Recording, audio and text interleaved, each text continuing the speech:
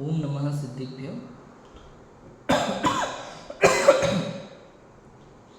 नमो अरिहन्ताणं नमो सिद्धाणं नमो आयर्याणं नमो वैच्छायाणं नमो लोहे सव्यसाहूणम्।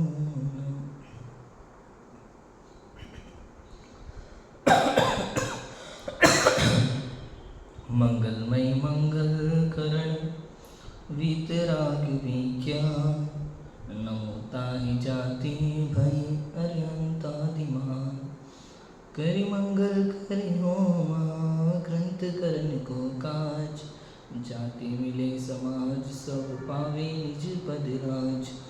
इस भक्त रुका मूलिक जानो मिथ्या भाव ताको कर निर्मूल अब करिए मोक्ष पाओ।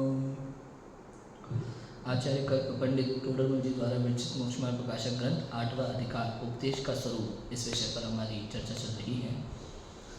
हमने देखा था जिनवाणी की कथन पद्धति 4 अनुयोगों की शैली में विभक्त है। प्रथमानुयोग का क्या प्रयोजन है, कर्णानुयोग का क्या प्रयोजन है और चरणानुयोग का क्या प्रयोजन है, इसके विषय में हमने काफ़ी कुछ चर्चाएं की थी। क्योंकि चारों अनुयोग का प्रयोजन तो क्या है, एकमात्र वीतरागता। और पंडित टोडरमल जी ने एक और लाइन क्या लिखी, पाप से छुड़ाना है और धर्म में लगाना है। जैसे भी जीव लगे, संसार में भांति भांति के जीव हैं, अनेक प्रकार के जीव हैं। तो अब जो मन में आता है, लोग अपने अपने हिसाब से अपनी अपनी कल्पना से अपना जीवन जीते हैं। अब वो उसमें अनेक प्रकार के पापों में लग जाते हैं, उन्हें अपने स्वरूप का विचार करने का भाव ही नहीं आता। तो जैसे भी हो सके उन्हें पाप से छुड़ाकर धर्म में लगाते हैं। अब धर्म क्या है, धर्म क्या है, किसने कहा कि वस्तु सहावो धम्मो, वस्तु का स्वभाव धर्म है। जो वस्तु जैसी है उसका जो भाव है उसे वैसा ही स्वीकार करना, इसका नाम क्या है, धर्म है। फिर कहा दंसण मूलो धम्मो, कि सम्यक दर्शन जो है वो धर्म का बीज है, मूल है। तो ये सम्यक दर्शन क्या, कि वही वस्तु सहावो धम्मो, कि जो वस्तु जैसी है उसका जो भाव है उसको स्वीकार, वैसा ही स्वीकार करना, इसी का नाम सम्यक दर्शन है। जब ये श्रद्धा हो जाती है तो मतलब धर्म का बीज पड़ गया। इसके बिना आपने बाह्य में चाहे कुछ भी कर रखा हो, जब तक वस्तु स्वरूप को नहीं समझा, जो वस्तु है जैसी है उसे वैसा नहीं माना, जीव और अजीव को, जीव क्या है अजीव क्या है, जीव के परिणाम कौन से हैं अजीव के परिणाम कौन से हैं, जब तक ये नहीं समझा, जीव का कथन अजीव में मिला के करता है, अजीव की जीव में मिला देता है, एक दूसरे से मिलाकर समझता है, कथन करता है, तो इसका मतलब अज्ञान है। और जो वस्तु जैसी है उसे वैसा मानता है तो उसका नाम सम्यक श्रद्धान है, सम्यक दर्शन। यहाँ जो दर्शन शब्द है इसका अर्थ है श्रद्धा, वैसा ही मानना। फिर कहा चारित्रम खलु धम्मो, कि चारित्र ही निश्चय से धर्म है। तो ये चारित्र क्या है भैया, कि जो कहा था ना दंसण मूलो धम्मो और वस्तु स्वभाव धम्मो, कि वस्तु जो वस्तु जैसी है उसका जो स्वभाव उसका नाम धर्म है। और सम्यक दर्शन, कि जो वस्तु जैसी है उसका जो स्वभाव है उसको वैसा ही मानना, वो सम्यक दर्शन, धर्म का मूल। और उसकी वैसी ही प्रतीति होना, वैसा ही उस रूपी आचरण होना, है ना, उसका नाम क्या है, चारित्रम खलु। ये जो जीव का ज्ञान है ये पर वस्तु को अपना मान रहा था, अनादिकाल से पर भावों को अपना मान रहा था। और जिस समय इसने ये जाना ये वस्तु, ये मैं नहीं हूँ, ये मैं हूँ। और परिणाम में भी जो विकारी भाव है वो मेरा नहीं है, पर द्रव्य के उत्पन्न से उत्पन्न हुआ, पर द्रव्य के निमित्त से उत्पन्न हुआ मुझ में, किंतु वो मेरा नहीं है। और आत्मा का परिणाम क्या है उसे भी जानता है। समझ में, कौन सी चीज़ किसकी है, कौन सी किसकी नहीं है। देखो, विकारी भाव पर द्रव्य के निमित्त से उत्पन्न हुआ किंतु पर है, किंतु है कौन, आत्मा का भाव। भाव किसका कहा जाएगा, मोह राग द्वेष आदि सब किसके भाव माने जाएंगे, आत्मा के। अब जो पुण्य पाप रूप कर्म का बंधन होता है वो कर्म क्या है, पुद्गल, वो पुद्गल में माना जाएगा, वो आत्मा का नहीं। कोई कर्म को आत्मा मान लेता है, आत्मा को कर्म मान लेता है, बड़ी समस्याएं हैं। शरीर को आत्मा मान लेता है, समझ में, और आत्मा के भाव को कई बार शरीर का मान लेता है उसमें मेल मिलाप करता है, तो ये अज्ञान है।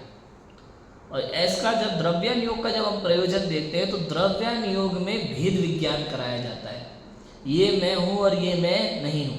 पर द्रव्य और पर भावों से जहाँ भेद विज्ञान कराया जाता है उसका नाम द्रव्यान योग है। मैं जिसको आत्मा को आत्मा से मिलाया जाता है उसका नाम द्रव्यान योग है। वास्तव में यदि आपको सच्चा सुख पाना है, अनंत सुख की प्राप्ति करना है, तो द्रव्यान योग को समझे बिना 3 काल 3 लोक में आपको अनंत सुख की प्राप्ति नहीं हो सकती, मोक्ष मार्ग नहीं खुल सकता, ऐसा है।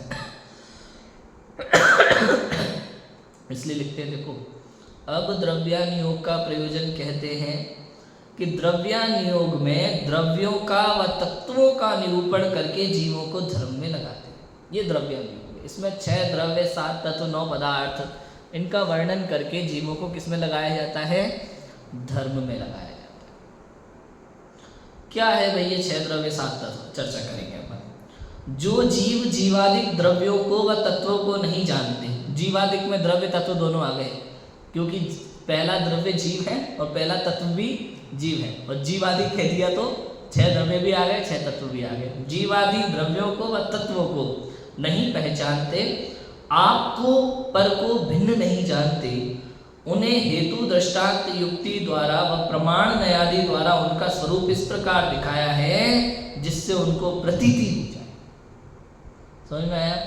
अब देखो समझते हैं भाई, ये संसार है, एक लाइन और पढ़ते हैं इसकी फिर समझते हैं, है ना। उनको प्रतीति हो जाए, उसके अभ्यास से अनादि अज्ञानता दूर होती है, अनादि की अज्ञानता दूर होती है। अन्य मत कल्पित तत्वादिक झूठ भाषित हो, तब जिन मत की प्रतीति हो और उनके भाव को पहचानने का अभ्यास रखे तो शीघ्र ही तत्वज्ञान की प्राप्ति हो जाए। ये बात है, ठीक है।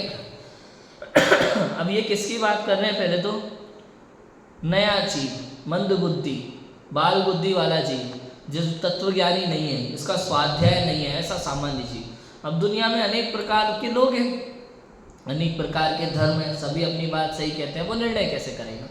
बराबर है ना।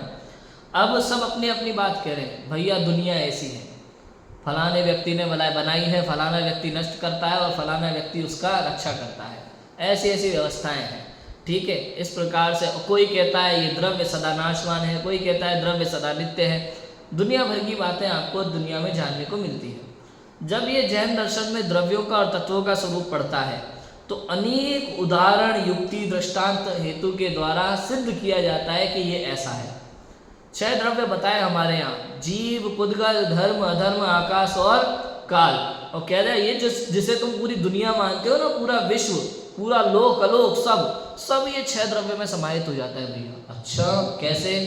कि देखो, एक तो है जीव, उसकी परिभाषा हमने क्या बनाई कि जो जानता है, देखता है, सुख दुख का अनुभव करता है, वो कौन है? जीव। अब दुनिया में जितने भी हों, एक इंद्रिय से लेकर के संगी पंच इंद्रिय तक, नरक, स्वर्ग, तिर्यंच, देव, कोई भी हो, सिद्धालय में बैठे हुए जीव भी हो, सब किस में आ गए? जीव में। पूरी दुनिया में सारे जीव आ गए। पुद्गल की परिभाषा स्पर्श, रस, गंध, वर्ण, जिसमें पाया जाए वो क्या है? पुद्गल है। अब जो कुछ भी आपको दिखाई देता है ना सामने, वो सब पुद्गल में। वो आसमान पुद्गल, गेट पुद्गल, मोबाइल पुद्गल, स्टैंड पुद्गल, किताब पुद्गल, सब कुछ जो भी आपको आंखों से दिखाई देता है या जिसे आप महसूस कर सकते हो शरीर में, वो भी क्या है? पुद्गल। जैसे हवा, वायु का एक जीव है ना, तो वायु में जीव भी है जो अरूपी है, और उसका जो शरीर है वो क्या है? अजीव, पुद्गल। उसको आप महसूस कर सकते हो, स्पर्श कर सकते हो। अगर उसमें स्पर्श है तो रस भी है और गंध भी है और वर्ण भी है, सब है, सब एक समान, तो वो पुद्गल। फिर क्या कहा कि भाई धर्म द्रव्य है और अधर्म द्रव्य है, गति हेतुत्व और स्थिति हेतुत्व। कि भाई जब भी जो जीव, और ये जो जीव और पुद्गल है ना, ये संसार में 2 ही चीजें मेन है, जीव और पुद्गल, है ना, इन्हीं में सारा खतरनाक काम है। जब ये जीव और पुद्गल दोनों गमन करते हैं, एक स्थान से दूसरे स्थान में चलते हैं, तो वो धर्म द्रव्य के निमित्त से होता है भैया। वहां पे धर्म द्रव्य की उपस्थिति है। उदासीन निमित्त कुछ करेगा नहीं, तुम्हें चलाएगा नहीं, कुछ नहीं करेगा, लेकिन वो है इसलिए काम हो रहा है। उदासीन निमित्त वैसा धर्म द्रव्य के निमित्त से जीव और पुद्गल गमन करते हो। अधर्म द्रव्य है तो रुक जाते हैं वहीं के वहीं, फिर वो गमन नहीं करते। कुछ करेगा नहीं, रोकेगा नहीं, कुछ नहीं करेगा, लेकिन नहीं करते गमन। उनमें उपस्थिति इतनी बड़ी रहती है उसकी। जैसे घर में बुजुर्ग बैठे हों हमारे और मोबाइल को हाथ लगाने में डर लग जाए हमें, जैसे घर में मेरे पिताजी बैठे हों तो मैं मोबाइल चलाऊं और पापा डांटते हों, अब पापा बैठे, पापा को आते देख से दूर से मोबाइल तकिए के नीचे छुपा के सो जाते हो। उनने क्या किया? कुछ नहीं किया, लेकिन उनके निमित्त से हो ये क्रिया अपने आप होती है। घर में आ रहा है कि नहीं आ रहा? छोटे छोटे बच्चों को जब भोजन कराते हैं ना, माताएं भोजन कराती है छोटे छोटे बच्चों को अपने को, और वो मना करता है खाने से, दूध पिलाते हैं चम्मच से, दूध पीने से मना करता है वो, है ना। तो जो घर में बड़े बैठे होते हैं, पुरुष बैठा होता है, डांटेंगे यार, फिर वो उसकी तरफ देखता है एक नज़र, बड़े उदास चेहरे से उनकी नज़र उनकी तरफ देखता है एक नज़र, फिर लाओ वही खिलाओ। उन्होंने कुछ नहीं किया, वो चुपचाप बैठे, लेकिन उनके निमित्त से काम हो रहा है कि नहीं हो रहा, आप बताओ। अब कोई कहेगा उनके निमित्त से उनने दूध पी लिया, भाई ने कुछ किया ही नहीं, उसको मालूम ही नहीं है, समझ में आया? अब बताओ, कई बार हव्वे के नाम से हम डरा देते हैं बच्चों को। अब बताओ, हव्वा नाम की कोई चीज़ ही नहीं पता चल रही है कि नहीं है, लेकिन उपस्थिति नाम की एक चीज़ है भैया। ऐसे एक धर्म द्रव्य होता है जो आपको पता नहीं चलेगा, आपको दिखाई नहीं देगा, अरूपी है, लेकिन उपस्थिति है। और जब वो धर्म द्रव्य है तो आपकी गति होती है, बस सीधी बात। और अधर्म द्रव्य है तो आप वहाँ गति नहीं कर सकते। जहाँ अधर्म द्रव्य खड़ा होगा वहाँ नहीं जा सकते, सीधी सिंपल सी बात ये है। उनमें जैसे किसी का एरिया हो, वहाँ खड़े हो सब लोग, भले कुछ भी नहीं करे चुपचाप, लेकिन आप नहीं जाओ। जैसे भूत का एरिया होता है ना, कॉलोनी, भूतिया कॉलोनी टाइप, वही कुछ नहीं है, लोगों ने अब्बा ओढ़ा रखी है, कोई रोक नहीं रहा, लेकिन आप उस एरिया में जाने से घबराते हो कि भाई ये रेस्ट्रिकेट, क्या बोलते हैं उसको, हाँ रेस्ट्रिकेट एरिया है, ऐसा है ना। तो इस तरह के एरिया में आप जा नहीं सकते, हाँ प्रतिबंधित है। तो ऐसे जो प्रतिबंधित एरिया होता है अपन नहीं जाते ना, ऐसे ही समझ लो अधर्म द्रव्य प्रतिबंधित है हमारे लिए। इस 3 लोक के बाहर पूरा अधर्म द्रव्य का एरिया है, और अधर्म द्रव्य कहता है तुम आ नहीं सकते हमारे पाले में, और ये हमारा एरिया है भैया, हम यहाँ किसी द्रव्य को नहीं आने देंगे। आकाश को परमिशन है, नहीं सॉरी, अधर्म द्रव्य 3 लोक के बाहर नहीं, वो तो अंदर ही है, ये आकाश द्रव्य की बात है। मतलब ये है कि धर्म और अधर्म जहाँ तक है वहाँ, और जहाँ ये नहीं है वहाँ आप नहीं जा सकते, हमारा मतलब ये है। धर्म द्रव्य का कहाँ तक है, धर्म और धर्म का चलने और रुकने का, कि 3 लोक के अंदर अंदर का, और 3 लोक के बाहर का जो एरिया है वो कौन सा द्रव्य है? 5वां द्रव्य आकाश द्रव्य। आकाश द्रव्य ये कहता है, क्या कहता है आकाश द्रव्य, कि भाई देखो ये हमारा एरिया है, हम आप 500 को घुसने नहीं देंगे यहाँ पे। आप जीव हो, चाहे पुद्गल हो, चाहे धर्म हो, चाहे अधर्म हो, चाहे काल हो, ये 3 लोक के बाहर का जो सारा एरिया है मेरा पर्सनल है। ये आपको इतनी जगह रहने के लिए दिए ना, ये मैंने दिए। ये आकाश द्रव्य कह रहा है, समझ में? ये मैंने दिए, मेरा छोटा भाई है लोकाकाश, इसमें आप रहो, इसके साथ कोई दिक्कत नहीं, लेकिन यहाँ मेरे पाले में मत आना बिल्कुल गलती से भी। ये आकाश द्रव्य का कथन है। अब कोई कहे जीव, अरे भाई मैं जीव हूँ, मुझे केवल ज्ञान हो गया, मुझे तो आने दो। कुछ नहीं। क्यों? क्योंकि जब हम धर्म द्रव्य को नहीं आने दे रहे, और जब धर्म द्रव्य यहाँ नहीं है तो तुम नहीं आ सकते भाई साहब, समझ में आया? आप आओ, कोई दिक्कत नहीं है, सिद्धों से कहेगा तुम आ जाओगे, तुम आ सकते हो तो, लेकिन धर्म द्रव्य को नहीं आने दूंगा, और धर्म द्रव्य नहीं आएगा तो तुम भी नहीं आओगे, समझ में आया बात? कुल मिला के बात ये है कि 6 प्रकार के द्रव्य होते हैं, जीव, पुद्गल, धर्म, धर्म, आकाश और काल। जीव जो हमने देखा, जानता है, देखता है, सुख दुख का अनुभव करता है, ये सब जीव में आ गए। पुद्गल माने जो दिखता है सब पुद्गल में हो गया। धर्म द्रव्य, अधर्म द्रव्य, बिल्कुल जो गति करने में निमित्त हो और स्थिति में निमित्त मात्र, उदासीन निमित्त, कुछ नहीं करेगा, आपको पकड़ के चलाएगा नहीं, बिल्कुल वैसे ही जैसे पानी में मछली तैरती है। भाई साहब ये बात सही है कि मछली पानी के निमित्त से तैरती है, लेकिन पानी ने आज तक कभी मछली को जबरदस्ती नहीं तैराया, कभी बाधित नहीं किया, नहीं तू तैर, और मैं पकड़ के नहीं बैठा कभी, नहीं तू तैर, नहीं तो डंडा लगाऊंगा अभी। लेकिन मछली, लेकिन पानी नहीं हो तो क्या होगा ये बताओ? बाहर निकालो मर जाएगी, समस्या ये है। इसलिए कहा पानी है उसके चलने में निमित्त है। ऐसे ये सब कुछ, ये धर्म द्रव्य जल के समान है हमारे लिए पूरे 3 लोक में। और उसके और इसी के अंदर हमें वो आएगी क्या, जैसे कहते हैं ना श्वास, मछली को पानी के बाहर श्वास नहीं आती है, बिल्कुल वैसे ही ऐसा समझ लो आप। अगर धर्म द्रव्य नहीं है तो फिर हम कोई भी 5 द्रव्य बाहर नहीं जा सकते, आने जाने की सारी चीज़ें रुक जाती हैं हमारी, ठीक है, जीव और पुद्गल रुक जाएंगे वहाँ। ऐसे अधर्म द्रव्य है, रुकने में निमित्त है, सहायक है ना। आकाश द्रव्य अवगाहन देने में निमित्त है, समस्त द्रव्यों का अवगाहन देता है। काल द्रव्य परिणमन हेतुत्व, ये जो भी परिणमन में द्रव्यों में प्रति समय लग रहा है, इस समय का हिसाब किताब कौन रखता है, काल द्रव्य। इधर से उधर गया, 1 समय 2 समय 3 समय, सब काल द्रव्य का काम, ठीक है। परिणमन हेतुत्व, परिणमन में सहायक। अब देखना, ये तो है 6 द्रव्य, ये पूरे विश्व की बताई। अब इसमें फिर उन्होंने बताया भाई तुम जो कह रहे हो इनने बनाया, उनने बनाया, इनने निर्माण किया, उनने नष्ट किया, इनने रक्षा की, भी प्रत्येक द्रव्य स्वतंत्र हैं, कोई किसी का करता धरता हरता नहीं है। ये बताना चाहते हैं द्रव्य योग में, ये अपने परिणाम से उत्पन्न होते हैं, अपने परिणाम से नष्ट होते हैं, समझ में आया। प्रत्येक द्रव्य का जो परिणाम है ना, एक समय की योग्यता, एक समय की पर्याय की योग्यता है, वो अपने निमित्त, अपने स्वयोग्यता से उत्पन्न होती है, स्वयोग्यता से नष्ट होती है। द्रव्य सदा नित्य है और पर्याय सदा ही अनित्य है, ये निश्चय है, निर्णय है, ये निश्चय नहीं का कथन है भैया। मन में मनुष्य मरता है, अरे नहीं, आपने संयोग कथन किया है। जीव भी नित्य है और पुद्गल भी नित्य है। ये जो पर्याय थी ना मनुष्य की, इस पर्याय का मरण हुआ, ये पर्याय बदल गई बस, और कुछ नहीं है। और पर्याय तो प्रति समय बदलती है, हमें पता नहीं चलता कई सारी पर्यायों का, तो क्योंकि बहुत सूक्ष्म होता है ना। प्रति समय पर्याय बदल रही है और अपनी योग्यता से बदल रही है, हम उसको भी नहीं बदल सकते।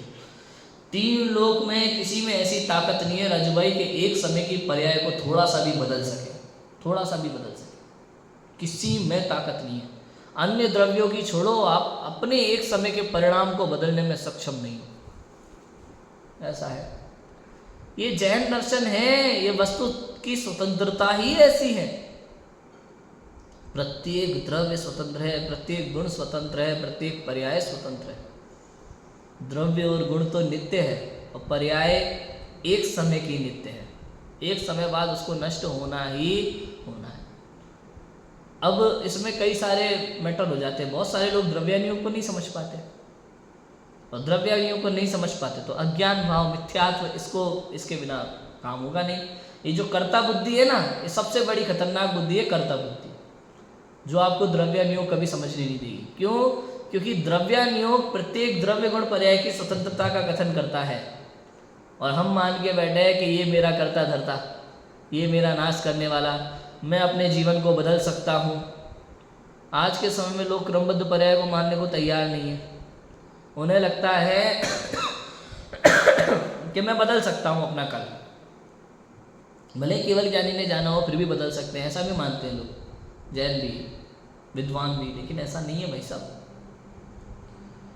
केवल ज्ञान में झलक चुकी आपकी अनंत पर्याय। अरे आप कब सिद्ध बनोगे ये भी झलक चुका। सच बताऊं, यदि आप नहीं चाहोगे ना सिद्ध बनना, और यदि केवल ज्ञानी परमात्मा ने देखा है कि 10 भव बाद आप सिद्ध बनोगे, तो 100% बनोगे। भले 9 भव में आपने कुछ नहीं किया हो, 10वें भव में आप सिद्ध बनोगे, गारंटेड। और आज आप कितने ही मुनि व्रत धारण कर लो, उपवास कर लो, व्रत कर लो, यदि केवल ज्ञानी भगवान ने आपके अनंत भव देखे तो आप कुछ भी कर लो, अनंत भव हो जाएंगे। अब बताओ, बदल सकते हो इस चीज को? यदि बदल सकते हो तो मतलब आपको जैन धर्म की श्रद्धा नहीं है। समझ में आया? निर्णय कैसे होगा? बस यही निर्णय होगा यदि हम स्वाध्याय करते हैं, मंदिर जाते हैं, संयम से रहते हैं। इसका मतलब 100% केवल ज्ञानी भगवान ने मेरे अनंत भव नहीं देखे, नहीं देखे अजी भाई। यदि मैं स्वाध्याय करता हूँ, यदि मैं जिनवाणी की बात को समझता हूँ, यदि मैं नित्य जिनालय जाता हूँ, यदि मैं थोड़ा बहुत भी संयम से रहता हूँ, यदि मुझे जैन धर्म की श्रद्धा है, यदि मुझे जिनवाणी की श्रद्धा है, यदि मुझे केवल ज्ञान की सर्वज्ञता की श्रद्धा है, तो 100% केवली भगवान ने मेरे अनंत भव देखे ही नहीं। मैं बहुत जल्दी मोक्ष जाने वाला हूँ, इसका निर्णय कर लेना। मन में और यदि आपको असंयम से रहना पसंद है, यदि आपको जैन धर्म में श्रद्धा नहीं है, यदि आपको देवसास गुरु की श्रद्धा नहीं है, यदि आपको देवसास गुरु के स्वरूप को जानने का भाव नहीं आता, जो चल रहा है वही वैसा का वैसा स्वीकार कर लेते हो, तो समझ लेना अभी मंजिल दूर है। केवल ज्ञानी भगवान ने देखा है कि आपकी मंजिल अभी दूर है। 100% ऐसा है। क्लियर है? यह है बात। समझ में आ गया? 6 द्रव्यों की स्वतंत्रता, फिर 7 तत्वों की बात की। 7 तत्वों में पूरा मोक्ष मार्ग है भैया। जीव और अजीव को जो एक मानता है उसके आश्रव बंध चालू होता है, और जो जीव और अजीव में भिन्नता करता है उसके संबंध निर्जरा शुरू हो जाती है। और जो पूर्ण रूप से अजीव का अजीव ये मैं नहीं हूं ऐसा मान करके जो पूर्ण रूप से अपने में तल्लीन हो जाता है, वो उसके समस्त कर्मों की निर्जरा हो जाती है और उसको मोक्ष होता है। 7 तत्वों में पूरा जैन शासन है, पूरा मोक्ष मार्ग है। आप देखो, समझ में आ रहा है कि नहीं आ रहा? एकदम क्लियर है भाई, एकदम क्लियर। और इसको समझे बिना किसी को मोक्ष मार्ग नहीं होता। और इनको बार बार समझाते हैं, अनेक उदाहरण से, अनेक युक्ति से, नए से, लक्षण से, लक्ष्य से, तरह से समझाया गया, अनेक शास्त्रों में समझाया गया। केवल इसी को कि मैं आत्मा हूँ, ये शरीर मैं नहीं। ये शरीर रह जाता है, आत्मा चली जाती है। चलते चलते आदमी रुक गया। बताओ, अपन ने देखा था नाई की दुकान पे बैठे बैठे मर गया। अच्छा खासा अभी चल रहा था, बोल रहा था, खेल रहा था, अब वो बॉडी लेटी हुई है, कुछ नहीं बोल रही है। इसका मतलब क्या है कि जिसके कारण से वो सब कर रहा था वो कोई और था, ये कोई और है, कुछ और रह गया है ना। मतलब ये समझ में आता है कि नहीं अंतर? ऐसा है। अब सोचो, गाड़ी में चाबी लगी हो तो गाड़ी चल रही होती है, चाबी निकाल दी तो रुक जाती है। गाड़ी की आत्मा चाबी में बसी हुई है क्या? इंजन में जो भी लगाना चाहो लगाओ।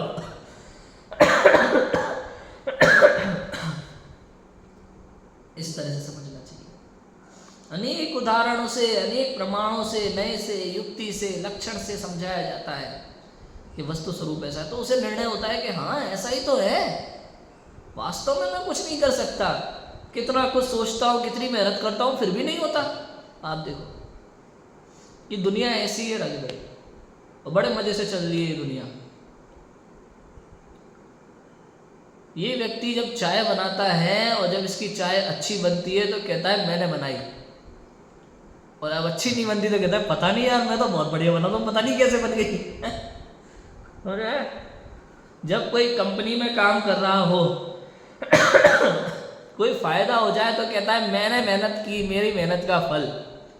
और जब लॉस हो जाए तो पता नहीं कैसे हुआ, मैंने तो पूरी मेहनत की थी, और मैं पता नहीं कैसे हुआ, मैंने तो पूरा ध्यान रखा था हर चीज़ का। अरे भाई, ना तो फायदा तेरे कारण से हुआ है, ना नुकसान तेरे कारण से हुआ है। जब जो जैसा होना था, जिस निमित्त से होना था वो हुआ, तेने कुछ भी नहीं किया। तू अपने ऊपर क्यों ले लेता है हर लाभ हानि का श्रेय? हाँ, इस संसार में कोई भी किसी भी परद्रव्य प्रभाव का कर्ता धरता हरता नहीं है। अरे परद्रव्य छोड़ो, स्वद्रव्य और स्वभाव का भी कर्ता धरता हरता नहीं है, वो भी अपनी योग्यता से होता है। बताओ, मैं सम्यक दर्शन का करता हूं कि नहीं? अरे है तो करके दिखाना भाई, बैठ के यहाँ नहीं है। अरे जब स्वयमेव अंदर में कार्य होना हो तो होता है, वैसे निमित्त मिलते हैं, काल लब्धि पकती है, भवितव्यता होती है, स्वयमेव अंदर में कार्य होता है। तुझे लगता है मैंने किया, और जिसको लगता है मैंने किया उसको कभी सम्यक दर्शन नहीं होता। सीधी सिंपल सी बात ही है। यदि आपको सम्यक दर्शन चाहिए, यदि आपको मोक्ष मार्ग चाहिए, सबसे पहले इस कर्तृत्व बुद्धि का त्याग करो। मैंने किया इस भ्रम बुद्धि का त्याग करो। जो कुछ हो रहा है अपनी योग्यता से हो रहा है, सहज हो रहा है, मैं किंचित मात्र भी करता धरता हरता नहीं। हो सकता है एक दूसरे की उपस्थिति के कारण से निमित्त नैमित्तिक संबंध से कार्य होते हो, लेकिन मैंने किया ये बात झूठी है। बिल्कुल वैसे ही झूठी है जैसे पेट्रोल से गाड़ी चलती है। कोई कहे पेट्रोल से गाड़ी चलती है, बात झूठी है, समझ में नहीं आई भाई, गाड़ी तो पेट्रोल से चलती है। अच्छा भैया पेट्रोल से गाड़ी चलती है, चलो एक काम करता हूँ, मैं गाड़ी में पेट्रोल भर देता हूँ आपकी, मैं टायर निकाल देता हूँ, चलाओ, अब बताओ चलेगी कि नहीं चलेगी। अच्छा चलो पेट्रोल भी है, टायर भी है, इंजन निकाल दें तो बड़ी समस्या। तो बताओ पेट्रोल से गाड़ी चलती है कि टायर से कि इंजन से, कि नहीं सब होते हैं तब चलती है। अच्छा सब होते हैं तब चलती है, तो हर समय क्यों नहीं चलती, खड़ी क्यों रहती है बीच बीच में? जब आप घर के बाहर खड़ी रख देते हो, ऑफिस के बाहर में खड़ी कर देते हो, तो खड़ी क्यों रहती है, उस समय क्यों नहीं चल रही? क्योंकि उस समय उसकी चलने की काल लब्धि और भवितव्यता उस समय नहीं हुआ। समझ में? प्रत्येक कार्य 5 समवाय पूर्वक ही होते हैं भाई। जिस समय उसकी चलने की योग्यता होती है, जहां तक जाने की योग्यता हो। अब बताओ वो गाड़ी, आप घर जा रहे हो तो घर तक ही क्यों गई, कहीं और क्यों नहीं गई? क्योंकि भवितव्यता उसकी ऐसी है, होनहार उस समय, कि उस समय आप घर जाओगे और आप उसी गाड़ी से जाओगे। ये नियम है, ये निर्णय है, निश्चित है सब कुछ। समझ में आया कि नहीं आया? आप अपने माथे पे मत लो कि मैं चला रहा हूँ। समझ में आया कि नहीं आया? आप गाड़ी चलाते हो, हमेशा आपके कंट्रोल में रहती है, फिर एक्सीडेंट क्यों होता है? समझ में आया? इस सबसे निर्णय होता है कि मैं करता नहीं हूं। जब जो कार्य जैसा होना होता है वैसे होता है। जैसे पेट्रोल से अकेले से गाड़ी नहीं चलती, अकेले टायर से नहीं चलती, अकेले इंजन से नहीं चलती, सब कुछ हो, फिर ड्राइवर हो, समझ में आया? लक्ष्य हो, उसको कहाँ जाना है, ये सारे निमित्त नैमित्तिक संबंध जब बैठते हैं तब जाकर के वो गाड़ी चलती है। इसी प्रकार से हमारे जीवन में जो भी कार्य होता है, मान लो कोई कंपनी चल रही है तो एक अकेला मालिक नहीं चलाता, कोई एक एम्प्लॉय नहीं चलाता, सब लोग मिलकर के अपना अपना कार्य करते हैं, तब जाकर के एक कंपनी चलती है। जैसे मोटरसाइकिल चलने में पेट्रोल अपना काम करता है, टायर अपना काम करता है, हैंडल अपना काम करता है, ड्राइवर अपना काम करता है। कौन सा काम करता है ड्राइवर? जानना देखना, इसके अलावा कोई काम नहीं। आत्मा का काम जानने देखने के अलावा कुछ नहीं। इंजन अपना काम करता है, तब जाकर के गाड़ी चलती है। उसी प्रकार से जब कोई कंपनी चलती है तो मालिक अपना काम करता है, प्रत्येक एम्प्लॉय अपना अपना काम करता है, तब जाकर के कंपनी सक्सेस होती है, लाभ हानि होता है उसमें। उसी प्रकार से जब कोई जीव अपना कार्य करता है, कर्म अपना कार्य करते हैं, तब जाकर के प्रत्येक कार्य होता है। कर्म और जीव का सहयोग है ना ये, द्रव्य कर्म भाव कर्म नौ कर्म का। यहाँ द्रव्य कर्म अपना काम करता है, भाव कर्म अपना काम करता है, नौ कर्म अपना काम करता है, जीव अपना जानने देखने का काम करता है। इस समस्त सहयोग से प्रत्येक समय के कार्य होते हैं। मैंने अकेले ने कुछ किया नहीं है, इस बात का निर्णय होना चाहिए। द्रव्यालय योग हमें सिखाता है। बात समझ में आ रही है कि नहीं आ रही? अब क्लियर हुआ? आप समस्त कार्यों का भार मात्र अपने सर पे लेना चाहते हो, ये गलत है। क्यों? क्योंकि आपका काम मात्र जानना देखना है, बाकी सब नहीं। हाँ संयोग है, संयोग है, निमित्त नैमित्तिक संबंध है, अपनी योग्यता से प्रत्येक कार्य अपने समय में हो रहा है, लेकिन पूरे कार्य का भार जो आप अपने सर पे लेना चाहते हो और कहते हो कि मैं ये करके दिखाऊंगा, मैं ये करके दिखाऊंगा, मैं ये बदल दूंगा, मैं वो बदल दूंगा, मेरी ये योजना है, मेरी ये वो योजना है, ये सब बेकार की बातें हैं। क्यों? क्योंकि तेरा आत्मा का स्वभाव जानना देखना है, इसके अलावा तू कुछ कर सकता नहीं है, तेरे में ताकत ही नहीं है। जिस प्रकार से शक्कर का काम मीठा है, शक्कर का स्वभाव कैसा है? मीठा। आप शक्कर को चाहे सब्जी में डालो, चाहे दूध में डालो, चाय में डालो, फलाने में डालो, ढिकाने में डालो, शक्कर क्या करेगी? मीठा करेगी। आज तक किसी शक्कर ने किसी चीज को तीखा नहीं किया, खारा नहीं किया, क्या किया? मीठा किया। ऐसे ही आत्मा का स्वभाव क्या है? जानना देखना। कर्तृत्व नाम का उसका स्वभाव ही नहीं है। और आप कहो कि मैंने किया, मैंने किया, मैंने किया, तो कहते हो आप भ्रम में हो। समझ में आया? क्यों? क्योंकि आपका स्वभाव ही नहीं है। जो कहता है मैंने पद का कार्य किया, वो समझ लेना ऐसा ही कहता है कि मैंने शक्कर से सब्जी को तीखा किया। इतना सही झूठ है, ज्यादा झूठ नहीं है। ज्यादा झूठ नहीं है। मैंने पर का कार्य किया, उसमें कितना झूठ है? बिल्कुल उसी प्रकार जिस प्रकार से शक्कर से तीखा होता है, उतना ही झूठ है और ज्यादा झूठ नहीं है। समझ में आ गया? इतनी सी बात है। ये पता चलता है द्रव्यान्युक्त के अध्यास से। और ऐसी प्रतीति हो जाए कि मैं पर हूँ, ये हूँ मैं, ये नहीं हूँ, तो ये जीव परद्रव्यों से भिन्न अपने स्वभाव में लीन होता है और मोक्ष मार्ग को प्राप्त करता है। ऐसा होता है। उसके अभ्यास से अनादि की अज्ञानता दूर होती है, अनादि से मान के चल रहे थे। अन्य मत कल्पित तत्वादि झूठ भाषित हो, तब जिन मत की प्रतीति हो और उनके भाव को पहचानने का अभ्यास रखे तो शीघ्र ही तत्वज्ञान की प्राप्ति है। अन्य मत में तो तरह तरह प्रकार की जो बातें हैं अपन ने अभी समझी, तो उस सब बातों की झूठी सिद्ध होंगी, वो सब बातें झूठी सिद्ध होंगी जब जब ये द्रव्यान योग का अभ्यास करेगा, प्रथमान योग का अभ्यास करेगा, कर्णन योग का अभ्यास करेगा, चरणन योग का अभ्यास करेगा, तो उसे समझ में आएगा क्या सही है क्या सही नहीं है। तो उस प्रकार से उसे शीघ्र ही तत्वज्ञान की प्राप्ति हो जाएगी। अब देखो, ये तो सामान्य व्यक्ति की बात हुई। तथा जिनके तत्वज्ञान हुआ हो वे जीव द्रव्यान योग का अभ्यास करे तो उन्हें अपने श्रद्धा के अनुसार वह सर्व कथन प्रतिभाषित होते हैं। उसको पहले से श्रद्धा है, पहले से वेद विज्ञान है, ठीक है।